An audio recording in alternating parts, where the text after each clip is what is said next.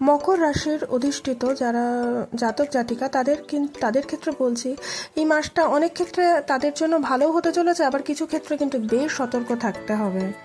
বিশেষত স্বাস্থ্যের দিকে তো খুবই ভালোভাবে মনোযোগ দিতে হবে। যারা শিক্ষার্থী তাদের ক্ষেত্রে সময়টা বেশ ভালো যাবে।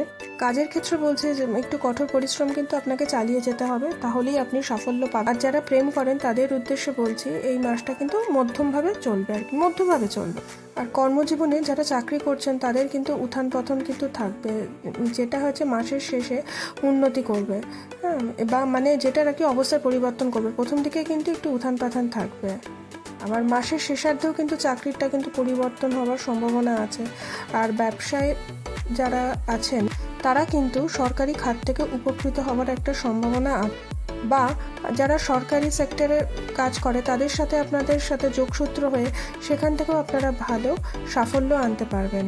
পারিবারিক জীবনে কিন্তু সুখ শান্তি থাকবে, কিন্তু জেদটাকে এড়িয়ে চলবেন, তাহলেই সেটা সম্ভব। আর আর্থিক সাফল্য পাবে, কিছু তো ব্যয় হবে, কিন্তু আপনার আর্থিক আয়টা বেশ ভালো হবে, সেজন্য ওইটুকুনি ব্যয়তে কোনো কিছু আসে যায় না। আর স্বাস্থ্যের দিকটা কিন্তু বারে বারে বলছি, একটুখানি স্বাস্থ্যের দিকটা একটুখানি দেখে শুনে চলবেন।